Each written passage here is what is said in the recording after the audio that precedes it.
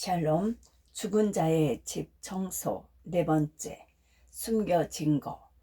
아파트 엘리베이터에서 함께 내린 남자가 앞서 모퉁이를 도는 우리를 황급하게 불러 세운다. 엘리베이터가 상승하는 동안에 그는 몇 번이나 마른 기침을 해서 앞에 서 있던 중년 여인이 슬쩍 돌아보기도 했다. 잠깐만요. 두 분만 보고 오시면 안 돼요. 아니, 그냥 두 분만 보고 오세요. 저는 여기에서 기다리겠습니다. 우리가 가야 할 710호는 비단 계단 앞에 있는 복도 끝 마지막 집으로 개방형 복도를 따라 9가구를 지나쳐야 한다. 현관문 앞은커녕 7층의 첫 세대가 시작되는 이 모퉁이조차 넘어서지 못하겠다는 것인가. 집주인인 누나는 집안의 유일한 남자랍시고 동생을 대리자로 보냈지만 그는 기대에 부응하지 못하고 일찌감치 백기를 들고 말았다. 노년의 나이에 접어든 남자라도 무섭고 꺼림칙하긴 매 한 가지. 생각해보면 나이와 성별이 무슨 방패가 될 수 있을까? 사람이 자살하고 오랫동안 발견되지 않은 방치된 집. 게다가 죽으니까 한 사람이 아니라 두 사람이다. 세입자들이 동반 자살한 집을 살펴보는 것은 누구라도 주저할 일이다. 내게 익숙해진 일이라고 누구나 할 수 있길 기대해선 안 된다. 그럼 내려가서 기다리세요. 제가 집 전체 사진을 찍어서 함께 보며 의논하는 방법도 있습니다. 살펴보고 1층으로 내려가는 대로 전화를 드리겠습니다. 현관문 손잡이 위로는 500원 동전보다 약간 큰 구멍이 나 있다. 안에서 잠긴 문을 여느라 전동 드릴에 홀커터를 달아서 자물쇠 장치를 도려낸 것이리라. 문 앞엔 미납금으로 인해 도시가스 공급을 중단하겠다는 안내문이 여러 장 붙어 있다. 그보다 약간 위쪽에는 마치 불운을 불러오는 부적처럼 노란 종에 붉은 글씨로 예고한대로 도시가스 공급을 중단했다라고 인쇄된 도시가스 공급 중지 완료 통보장이 바람에 파르르 떤다. 그 주변엔 등기 우편물의 도착을 알리는 또 다른 안내장이 무질서하게 붙어 있다. 부적이 붙은 곳은 현관문이 전부가 아니었다. 집 안으로 들어서자 냉장고와 TV, 컴퓨터, 세탁기 같은 가전제품에 흔히 빨간 딱지 혹은 잡딱지라고 불리는 빨간색 압류물 표목에 제호와 날짜가 기재되어 여러 군데 붙어 있다. 숫자를 세어보니 7장이다. 행운의 숫자만큼의 압류품. 이 딱지는 값을 치르고 이것을 사용하던 사람에게 무슨 일이 닥치든 말든 주인 행세할 자가 따로 있다는 뜻이다. 이 조그만 종이들은 허락 없이 떼는 것만으로도 법률을 어기는 것이다. 실로 무시무시한 효력을 지닌 현실 세계의 부적이다. 집주인의 동생은 집안의 사진을 보겠냐는 질문에 처음엔 고개를 가로저었다가 잡딱지가 여러 붙어 있다는 말을 건네자 그제야 정색하며 사진을 보여달라고 했다. 이 압류물 표목에 붙어있는 한 누구라도 살림을 함부로 처분할 수 없습니다. 임자가 따로 있는 셈입니다. 먼저 이 딱지를 붙인 법원 집행관에게 연락해서 상황을 알리고 압류를 신청한 자가 누구인지 알아야 합니다. 법률적인 조언이 필요하시면 이런 일에 밝은 법무대리인을 안내해 드리겠습니다. 조언을 받아들인 집주인의 동생은 그날 이후로 수시로 진척 상황을 알려왔다. 압류를 신청한 채권자는 신용카드 회사로 채무자인 중년 부부가 자살했다는 소식을 접한 즉시 채권 회수를 포기했다고 한다. 사람이 죽고 오래 방치된 집에 있던 가전제품들이 재산이 되기는커녕 도리어 돈을 지불하고 처리해야 할 골치 아픈 쓰레기라는 사실을 숱한 경험을 통해 파악한 것이다. 신용카드 회사가 압류 해체를 신청하고 법원이 접수하여 그 해체 절차를 완료하기까지 한 달 정도 걸렸다. 다시 그 집을 방문했다. 처음 연락을 받고 왔을 때 그들이 사망한 지 이미 5개월쯤 지났을 무렵이니 결국 내가 집을 비우러 나서기까지 반년이 훌쩍 지나버렸다. 자식 없이 두 사람만 살았다고 하기에 너무나 많은 세간으로 가득 차 있었다. 그 덕분에 사람이 머물고 움직일 수 있는 공간은 협소했다. 작은 방에 서랍의 소위 명품이라 불리는 고가 브랜드의 종이 가방과 주머니, 보증서로 가득했다. 정작 알맹이 명품은 간데 없고 그것들이 있었다는 증거만 남은 셈이다. 먼 지방에 거주하는 유족들이 몇 번이나 들었다고 하더니 돈이 될 만한 것은 모두 가져갔을까? 생전에 이들이 누리던 사치와 고급스러운 취향이 가족들과 친척들의 부러움과 질시를 샀는지도 모른다. 그 밖에도 집 안에는 장식적인 소품들이 유난히 많다. 자식 없는 부부라 서로 더 애틋하게 20대 신혼부부 못지않게 사랑을 모티브로 한 낯간지러운 장식물과 인형, 액자 여럿이 곳곳을 채우고 있다. 이 많은 사랑의 상징물과 경구 앞에서 착화탄에 불을 붙이고 로만세이드가 전쟁에 두려워진 침대에 누워 죽음을 기다려서 이들을 생각하니 가슴이 아프다. 누구보다 화려하게 살고 싶었고 누구보다 서로에게 사랑을 갈구하고 그것을 확인하며 살고 싶었는지도 모른다.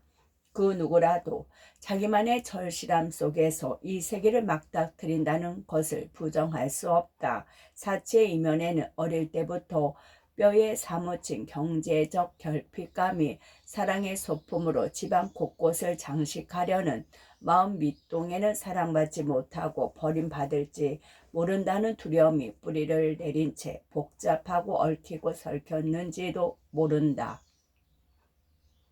두 사람이 함께 누워 운명을 맞이했을 침대는 흑갈색 얼룩으로 물들어 있다. 어쩌면 이 죽음의 얼룩이야말로 함께 생업을 꾸려온 부부의 마지막 협업일지도 모르겠다. 참담하게 부패한 이 침대를 밝은 지상세계로 옮기기 위해선 매트리스를 해체하고 프레임을 분해해야 한다. 피와 비물로 오염된 매트리스를 해체하는 일은 성가시고 까다롭다. 이런 고급 매트리스일수록 구조가 더욱 복잡하다. 게다가 두 구의 시신에서 나온 피를 비롯한 분비액을 모두 흡수한 상황이니 평소보다 더 주의를 기울여야 한다. 먼저 피 묻은 이불과 담요를 비닐에 담고 매트리스의 삼면을 에워싼 지퍼를 열어 첫 번째 커버를 벗겨낸다. 이어서 모서리를 따라 촘촘히 박힌 대형 스테이플러 핀을 리퍼로 끊어낸다. 핀을 제거해도 또 다른 박음질 안쪽에 있는지 표피층의 직물은 여간해서 벗겨지지 않는다. 매트리스에 올라타 피에 묻지 않은 부분에 발을 붙이고 두사가 솥불을 붙잡고 한바탕 사투를 벌이듯 직물의 끝을 붙잡고 위로 뜯어낸다. 힘겹고 사나운 작업이다. 방독 마스크의 안쪽 호흡구에서는 일회용 종이컵에 마저 비우지 못하고 남은 물처럼 땀이 고인다. 이어서 고급 매트리스에만 내장되는 두꺼운 락텍스 폼을 벗겨낸다. 매트리스의 단층을 하나하나 제거할 때마다 피의 얼룩은 조금씩 작아진다. 락텍스 폼을 뜯어내고 면 재질로 만들어진 또 다른 단층을 뜯어내자 비로소 한 덩어리였던 피의 얼룩이 두 개의 길쭉한 타원으로 나뉜다. 이윽고 스프링을 감싼 흰색 부직포 커버가 드러나자 비로소 두 육체가 만들어내 각각의 피 얼룩으로 또렷이 나누어진다. 동그란 얼룩 두 개가 이곳에 두 사람이 있었다는 증거이자 한 자리에 누워 함께 죽었다는 증거일 것이다. 한낮 한자리에서 죽음을 맞이한 두 존재의 명백한 증거. 이제 앙상한 강철뼈들만 남겨진 매트리스를 벽에 세워두고 전동 드릴로 나무 프레임을 분해한다. 무거운 원판을 사람이 썩어가며 품어낸 기름기가 장뜩 묻어 고무 장갑으로 붙잡아도 자꾸만 미끈거린다. 널찍한 머리판을 붙잡아 놓치지 않도록 주의하며 벽 쪽으로 돌리는데 뜻밖의 찰카당하며 금속에 맞부딪히는 소리가 들린다. 동작을 멈추고 아래를 내려다보니 서슬이 새파랗게 버려진 식칼 두 자루가 놓여 있다. 침대 옆에 칼이 있다니 경찰도 미처 발견하지 못한 것이다. 이 구석에 칼이 숨겨져 있던 이유는 무엇인가? 부부가 함께 준비한 것일까? 아니면 한 사람이 비밀리에 준비한 것일까? 착화탄 자살이 뜻대로 되지 않았을 때를 대비해 한 번 더 완전한 자살을 결행하려고 마련해 둔 것일까? 아니면 동반 자살하려던 둘 중 한 사람이 마지막 순간에 마음을 돌리고 혼자라도 살려는 의지를 보이며 그것을 막고 같이 죽을 것을 강제하기 위해 준비한 것일까? 후자의 목적이라면 굳이 칼이 두 자루 준비되어야 할 이유가 있는가? 그런 생각이 잇따르자 안타까운 심정으로 가라앉았던 마음에 소용돌이가 인다. 방호복 안쪽에 뜨겁던 체온마저 뚝 떨어진 기분이다. 등줄기를 타고 흐르는 땀방울이 차갑다. 이 숨겨진 칼 두 자루는 함께 죽는 것으로나마 관계가 이어지길 바라는 사랑의 상징인가? 아니면 배신과 원망의 상징인가? 내가 믿고 싶은 쪽은 어떤 결말일까? 오늘 나는 고통이 깊게 두려운 이 공간에 혹시나 남겨져 있을지 모를 한 줌의 온기라도 찾으러 온 것인가? 아니면 우리가 직면한 이 세계가 차갑고 비정할 짝이 없음을 증명할 흔들림 없는 근거를 발견하러 온 것인가? 집을 계속 정리하면서 두 사람의 관계가 온전하지 않았음을 암시하는 증거들 연이어 발견했다. 함께 찍은 대형 사진 한 조각이 칼로 도려진 채 거실 바닥에 떨어져 있고 침대가 있던 안방문 안쪽 면에 연분홍색 립스틱으로 개새끼라고 쓴 흔적도 발견했다. 서로에 대한 분노가 얼마나 극에 달했는지 짐작할 수 있다. 하지만 나는 여전히 사랑의 결말을 보고 싶어 한다. 비록 사진 조각은 떨어져 나왔지만 그 조각의 나머지 사진들로 채워진 액자는 거실 구석에 가지런히 정리되어 있다. 사진이 칼로 도려낸 것이 끝이 아니라 그 뒤에 액자를 벽에서 떼내고 정리해 둔 것이다.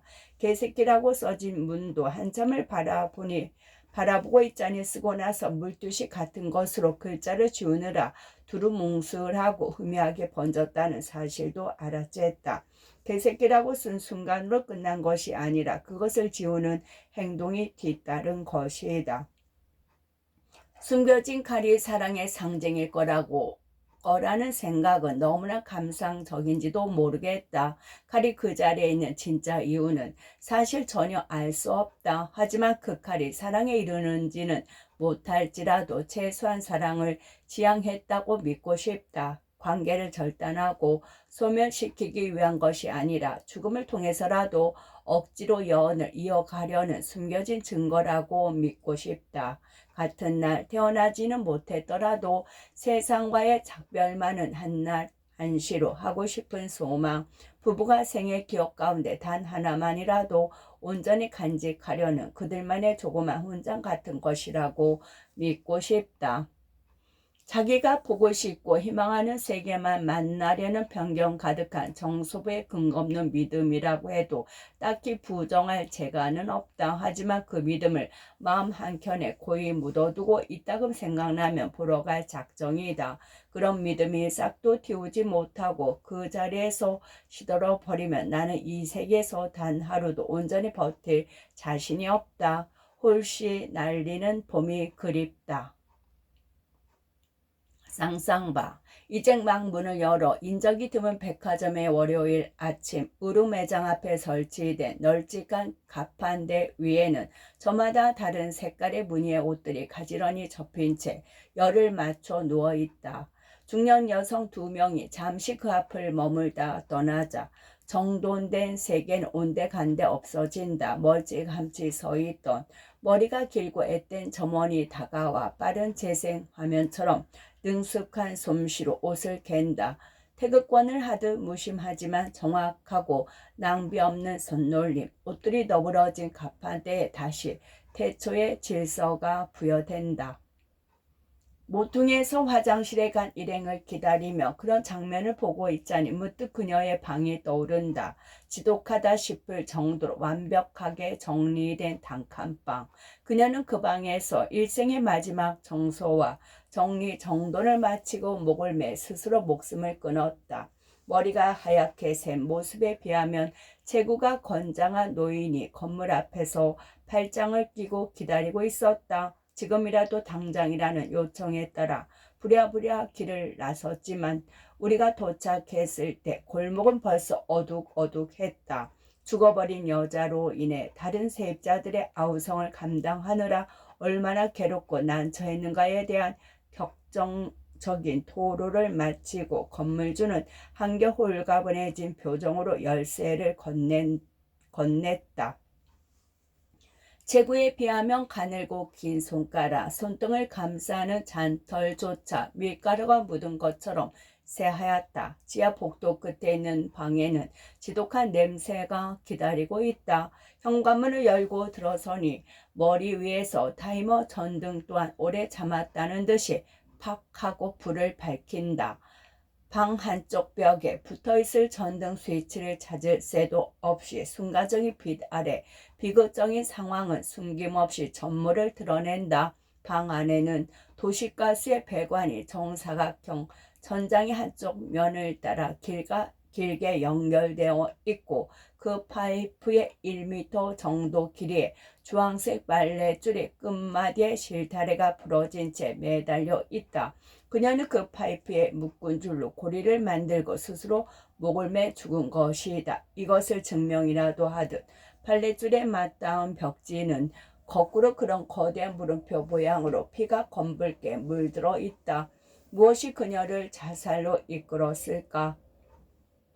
사다리를 밟고 올라서 빨랫줄의 매듭을 하나하나 푼다. 이 줄을 푼다고 죽은 이의 가슴에 굳게 맺혔을 슬픔마저 풀리지는 않겠지. 피에 젖은 벽지를 뜯어내고 바닥에 흥건히 젖어있는 이부자리를 걷어서 위생 봉투에 밀봉한다. 참혹한 흔적을 어느 정도 지워내자 비로소 마음이 놓이고 이 방의 구체적인 모습이 시야에 들어온다. 사람이 죽었다는 생각만 지운다면 아주 깨끗한 방이다.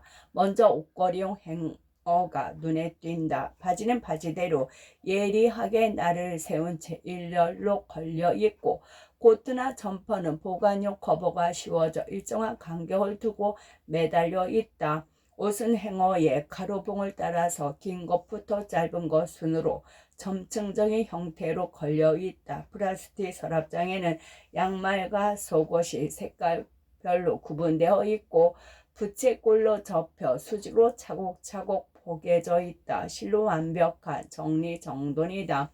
샴푸나 보디 클렌저 용기에 펌프 노즐이 향하는 방향도 어디에서건 정북방을 가리키는 나치판처럼 한 곳만을 향한다. 문득 화장실 거울 앞 양춘컵에 나란히 놓인 칫솔 2개가 눈에 띈다. 혼자가 아니었던 것일까? 면도기는 발견되지 않았지만 화장실 벽면에 붙은 플라스틱 수납장 안에는 남성용 면도날 카트리지 세트가 놓여있고 그중 2개는 비어있다.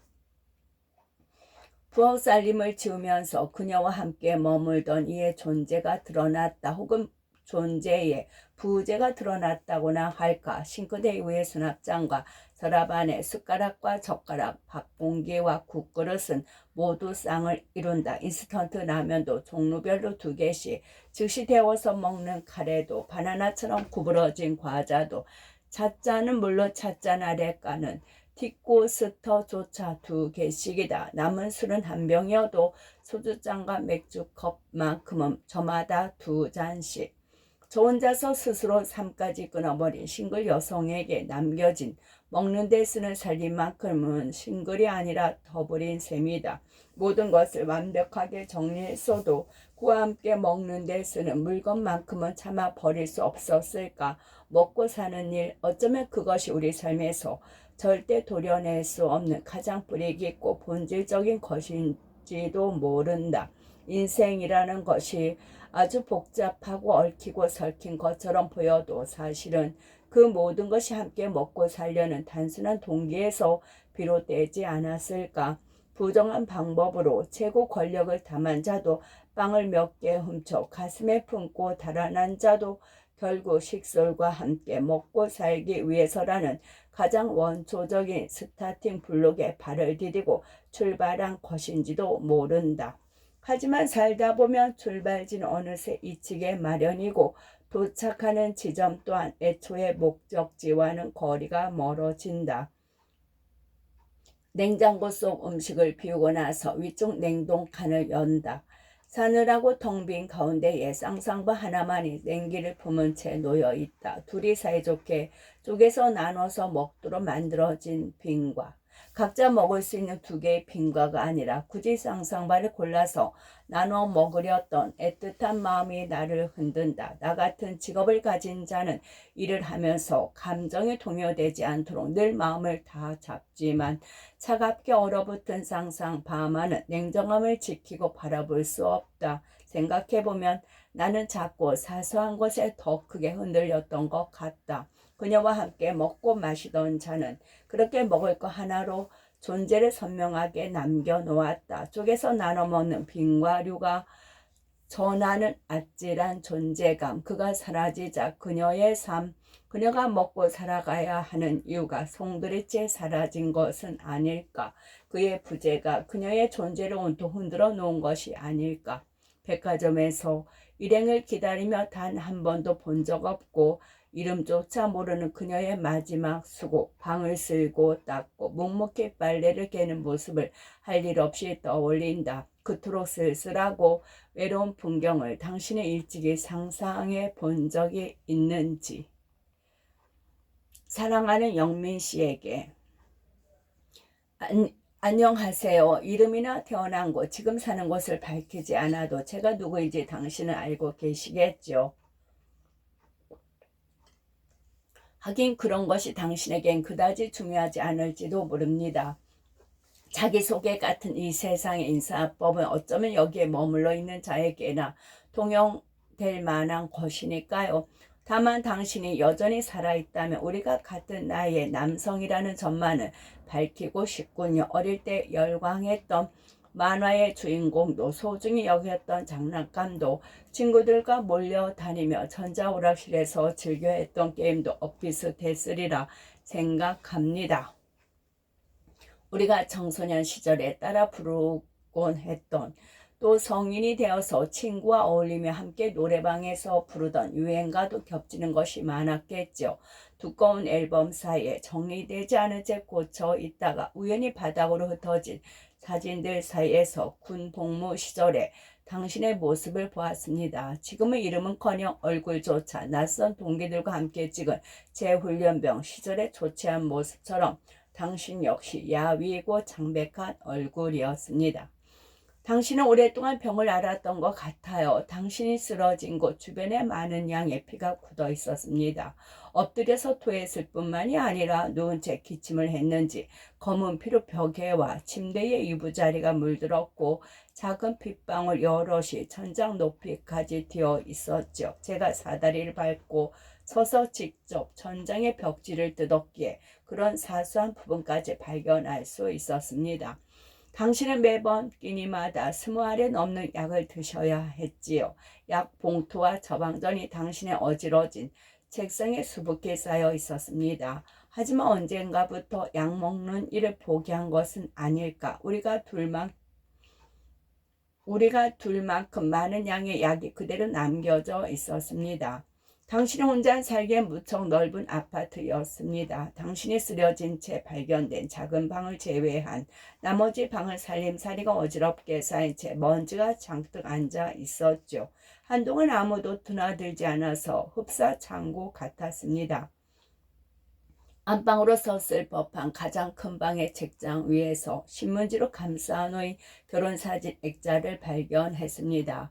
하얀 내복이 어울리는 남자는 무척 드물지만 당신만은 예외로 하고 싶더군요. 그저 미소를 짓고 서 있는 당신과 달리 신부는 당신 앞에 앉아서 가지런한 일을 드러내며 환하게 웃고 있었습니다. 하얀 옷에 하얀 장갑을 낀 두 사람의 사진을 보면서 무릇 겨울에 끝날 무렵 어둡고 바싹 마른 나뭇가지에서 보란듯이 피어난 하얀 목련꽃이 떠올랐습니다. 결혼 액자들 옆에는 여러 스포츠 브랜드의 신발 상자가 가지런히 놓여 있었고 그 안에는 꽤 많은 편지와 엽서, 카드 따위가 들어 있었죠. 흰색 드레스를 입은 그녀가 그동안 당신에게 썼다는 사실은 봉투마다 직접 쓴 예쁜 글씨만 봐도 알 수 있었습니다. 봉투와 엽서에는 한결같이 동그랗고 조그만 글꼴로 투 사랑하는 영민씨라고 적혀 있었습니다. 제가 이 모든 것을 유품으로 보존할지 물었을 때 당신의 동생은 한순간도 머뭇거리지 않고 사진과 편지는 남김없이 버려달라고 했습니다. 그때 비로소 당신과 그녀가 진짜 헤어졌다고 짐작했습니다. 당신이 살아있는 동안 소중하게 간직해온 여러 사연은 읽고 거대한 봉투에 담겨서 몇 주 동안 여러 폐기물 처리 시설을 전전하다가 마침내 한 줌도 못 미치는 보잘것없는 회색재가 될 것입니다. 바람이라도 불면 그마저도 온데간데 없이 흩어져 결국 아무런 흔적도 남지 않겠죠. 그런 생각이 들면 때때로 우울하고 무기력해집니다. 제가 심란한 이유는 어쩌면 이미 거기 없는 무언가를 여전히 보기 때문인지도 모릅니다. 오늘은 오후 내내 당신의 동생에 대해서 생각했습니다. 우리가 소독 작업에 열중하던 이른 아침에 이제는 아무런 살림도 남지 않고 모든 방과 거실의 장판을 모두 뜯어져 사라지고 벽지까지 모조리 벗겨서 그저 회색 콘크리트 벽으로만 존재하는 이 집에 당신의 동생이 찾아왔습니다. 출근하는 길에 일이 잘 마무리되는지 보러 잠시 들렸다고 했습니다. 침묵을 지킨 채 빠른 걸음으로 거실과 화장실, 베란다 여기저기를 둘러보던 그는 당신이 머물던 작은 방으로 들어가서는 한동안 나오지 않았죠. 10분이 넘도록 아무런 기척이 없자 약간 걱정스러워 슬그머니 그 방 앞에 가보았습니다. 당신의 동생은 방 한가운데 우두커니 서서 문 쪽으로 등을 보인 채 양손으로 입을 막고 거칠게 어깨를 들먹이고 있었습니다. 저는 아무런 소리도 내지 않고 그토록 오랫동안 서서 우는 남자의 뒷모습을 여태껏 본 적이 없었습니다. 저는 당신의 동생을 그대로 내버려 둔 채 잠자코 걸음을 뒤로 물러야 했지요. 그러고서 문을 열어놓고 사용했다가는 이웃에게 곧장 항의를 받을 만큼 시끄러운 소리를 내는 전기 분무기의 스위치를 켜야 했습니다. 왜냐하면 저는 당신의 동생처럼 아무 소리를 내지 않고 울지는 못하니까요. 고맙다는 말을 던지며 황급히 집 밖으로 나가는 그를 보고도 말문이 막혀 아무런 인사말도 꺼내지 못했습니다. 저에게도 형제가 있습니다. 우리는 일찍 부모를 여의고 그저 1년에 한두 번 전화로 안부만 물을 뿐 만나지 못한 지 오래되었죠. 제가 먼저 전화를 건 지도 꽤 오래된 것 같군요. 오후 내내 당신의 동생을 떠올리며 제 형에 관한 생각을 멈출 수 없었습니다. 언젠가 당신의 동생처럼 제 형을 위해 그토록 오랫동안 울어줄 수 있을까요? 그리고 형도 나를 위해 그렇게 한참 동안 소리 없이 어깨를 들먹이며 울어줄 수 있을까요? 오늘 우리가 떠나고 다음 주가 되면 인테리어 업자들이 찾아와 낡은 조명을 걷고 효율이 뛰어난 밝은 전등으로 바꾸고 새 모노륨 장판과 실크 벽지로 이 집을 단장할 것입니다. 당신 동생의 계획대로라면 곧 이 집은 부동산 중개인이 나서서 매각하고 새로운 주인을 맞이하겠죠. 그때가 되면 부고를 듣자마자 찾아오겠다는 부모를 한삼고 말려야 했던 당신의 동생도 이 아파트에 다시 찾아오는 일은 없을지도 모릅니다. 그곳에서 당신은 안녕하신지요? 이곳에 머문 며칠 동안 염치도 없이 당신의 집에 남기고 간 모든 것을 보았고 그 흔적을 지우고자 애썼지만 사실 당신에 대해 알게 된 것은 그다지 많지 않습니다. 우리는 그저 우연히 같은 해에 이 나라에 태어나 당신이 좀 더 일찍 죽었고 나는 아직 살아 있을 뿐입니다. 그리고 당신이 서둘러 경험한 죽음을 향해 나 역시 잠시도 지체하지 못하고 한 걸음씩 다가설 뿐입니다. 우리 인간 존재가 그렇게 예외 없이 죽음을 고스란히 맞이합니다. 이곳을 지으며 우연히 알게 된 당신의 이름과 출신 학교, 직장, 생년월일이 다 무슨 의미가 있는지요? 그것은 당신에 대한 어떤 진실도 말해주지 않습니다.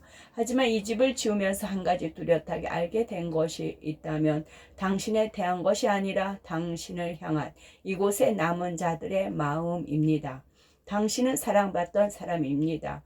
당신이 버리지 못한 신발 상자 안에 남겨진 수많은 편지와 사연을 그 증거로 제출합니다. 또 당신이 머물던 집에 찾아와 굳이 당신의 흔적을 보고 싶어한 아버지와 어머니, 홀로 방에 서서 눈물을 흘리던 당신의 동생을 증인으로 신청합니다. 그들은 당신을 사랑했습니다.